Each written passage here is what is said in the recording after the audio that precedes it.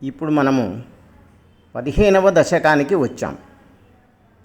ఇందులో కపిలుడు ఉపదేశించిన విశేషము తెలియపరచబడుతుంది.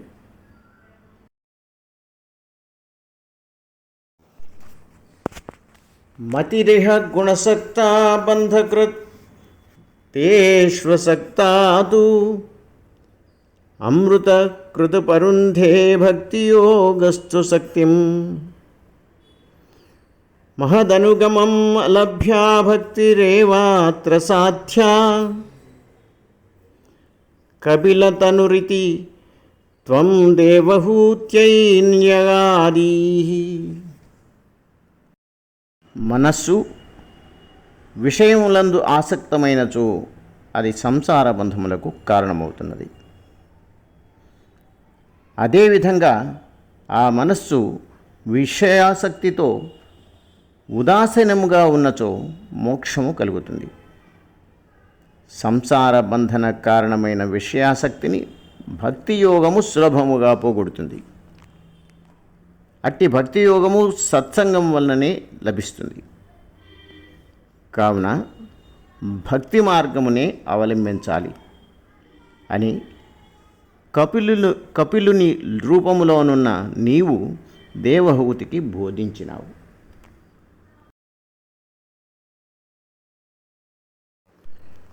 ప్రకృతి మహదహంకారాశ్చ మాత్రాశ్చ భూతాన్యపి హృతపి దశాక్షీ పూరుషః పంచవింశః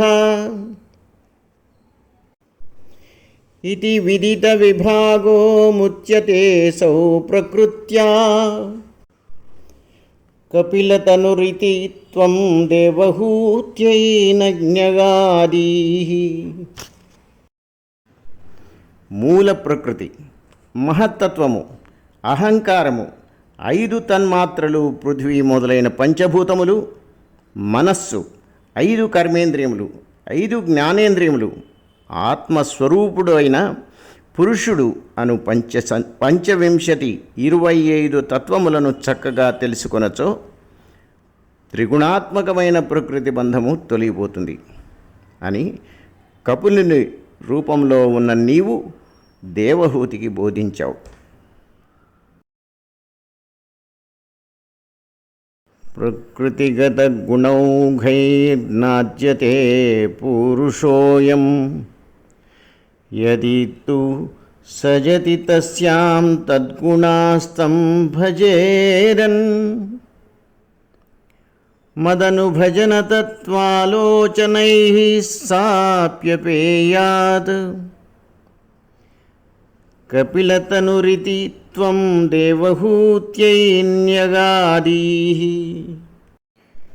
ఈ పురుషుడు వాస్తవంగా ప్రకృతికి అతీతుడు కనుక అతడు దానికి సంబంధించిన త్రిగుణములకు అధీనుడై ఉండడు. కానీ అతడు ప్రకృతి యందు ఆసక్తుడైనచో ఆ త్రిగుణములు అతన్ని బంధించును.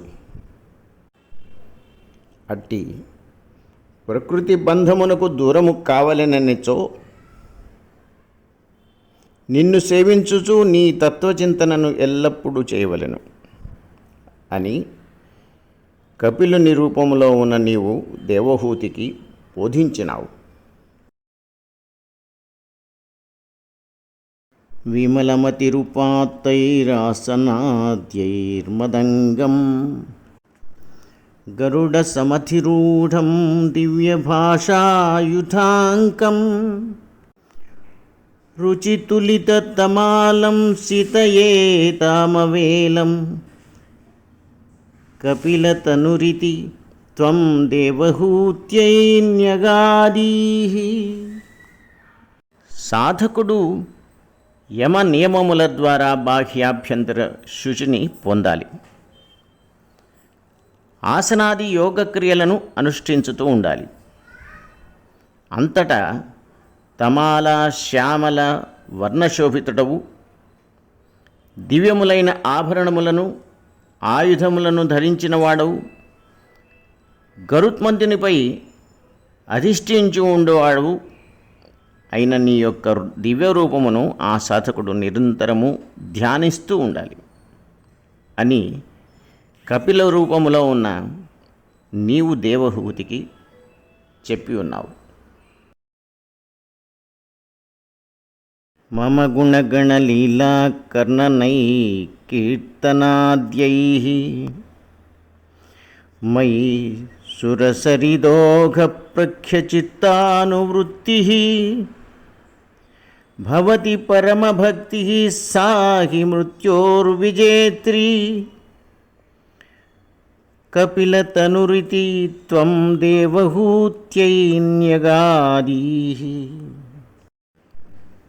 పరమాత్మ యొక్క కళ్యాణ గుణములను దివ్య లీలలను వినుచు కీర్తించుచు అనుభవించుతూ ఉండాలి. అప్పుడు పరమభక్తి లభిస్తుంది. ఆ పరమభక్తి మృత్యువును సైతము జయిస్తుంది అని కపిలుని రూపంలో ఉన్న నీవు దేవహూతికి బోధించినావు. అహహ బహుళహింసా సంచితార్థై కుటుంబం ప్రతిదినమనుపుష్ణన్ స్త్రీజితో బాలలాలీ విశతి గృహసక్తో యాతనాం మయ్యభక్తః కపిలతనురితి త్వం దేవహూత్యైన్యగాదీః. మానవుడు తన కుటుంబాన్ని పోషించడానికి పెక్కు మందిని బాధిస్తూ ధనమును సంపాదిస్తూ ఉంటాడు. స్త్రీలకు వశుడై తన సంతానమును లాలించుచు గృహకర్మములయందు ఆసక్తుడు అగుచుండును. నాయందు భక్తి లేని అట్టి గృహస్థుడు అనేక బాధలను అనుభవించుచూ ఉండును. ఇది ఎంతయో శోచనీయము అని కపిలుని రూపములోనున్న నీవు తల్లియొగు దేవహూతికి బోధిస్తూ ఉన్నావు. యువతి జఠరఖిన్నో జాతబోధోప్యకాండే ప్రసవగళితబోధః పీడయోల్లంఘ్య బాల్యం పునరపి బత ముహ్యత్యేవ తారుణ్యకాలే కపిలతనురితి త్వం దేవహూత్యైన్యగాదీః.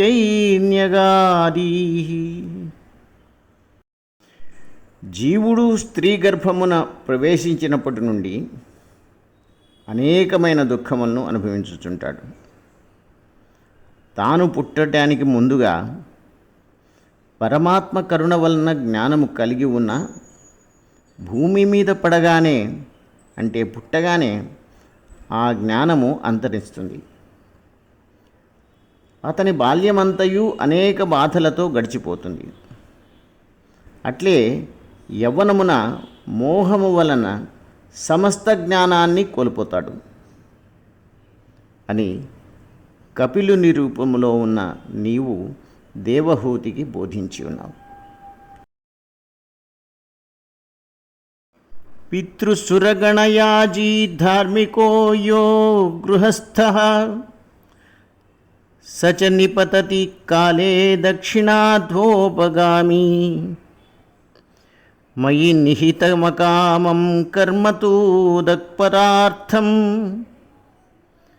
కపిలతనురితి త్వం దేవహూత్యైన్యగాదీః. పితృదేవతలను ఇతర దేవతలను నియమనిష్టలచే పూజిస్తూ ధార్మిక జీవనమును గడిపేటువంటి ఆ గృహస్థుడు దక్షిణాయన మార్గాన స్వర్గాది ఊర్ధ్వలోకములకు పోయి కర్మభోగములను అనుభవించి తిరిగి జన్మలెత్తుతూ ఉంటాడు. కానీ నీయందు భక్తి కలిగి ఎట్టి కోరికలు లేని కర్మలను ఆచరిస్తున్నవాడు అంటే నిష్కామ కర్మలు చేయువాడు ఉత్తరాయణ మార్గమున పోయి మోక్షమును పొందుతాడు. ఈ విధంగా కపిలుని రూపములో ఉన్న నీవు తల్లి అయిన దేవహూతికి బోధిస్తూ ఉన్నావు. ఇతి సువిదిత వేద్యాం దేవ హే దేవహూతిం కృతినుతిమనుగృహ్య త్వం గతో యోగి సంఘైః విమలమతిరథాసౌ భక్తియోగేన ముక్తా త్వమపి జనహితార్థం వర్తసే ప్రాగుదీత్యాం. ఈ విధంగా నీవు తల్లి అయిన దేవహూతికి సాంఖ్యయోగం బోధించినావు. అందువల్ల ఆమె జ్ఞానవంతురాలై నిన్ను అనేక విధములుగా స్తుతించినది. అప్పుడు నీవు ఆమెను అనుగ్రహించి యోగి సంఘమును సేవించుచుండగా వారితో కూడా వెళ్ళిపోదావు. దేవహూతి నీ ఎడగలిన నిశ్చలమైన భక్తి యోగముతో ముక్తిని పొందింది. నీవు కూడా లోక కళ్యాణార్థమై ఈశాన్య దిక్కునకు పోయి అచ్చట నివసించినావు. పరమ కిము బహూక్త్యా త్వత్పదాంభోజ భక్తిం సకల భయ వినేత్రీం సర్వకామోపనేత్రీం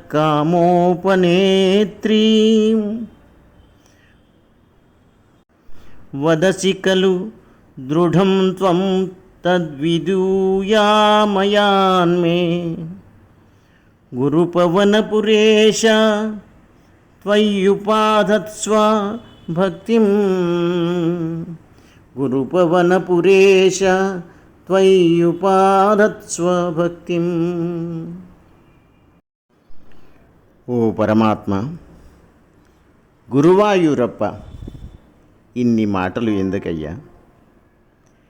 నీ పాదపద్మములందు భక్తి సమస్త భయములను తొలగిస్తుంది కదా. అన్ని విధములైన కోరికలను తీరుస్తుంది కదా. ఈ విధంగా స్పష్టంగా బోధించి ఉన్నావు. నీవు మానవ కళ్యాణమునకై జ్ఞానబోధ చేసి నీయందు దృఢమైన భక్తి కలిగేటట్లుగా నన్ను అనుగ్రహించయ్యా. నీయందు దృఢమైన భక్తి కలిగేటట్లుగా నన్ను అనుగ్రహించు. అట్లే నా యొక్క సమస్త రోగములను దయతో తొలగించయ్యా. కపిలోపదేశము అనే ఈ 15వ దశకము సమాప్తమైనది. ఈ విధంగా తృతీయ స్కంధ పరిచ్ఛేదము సంపూర్ణమైనది.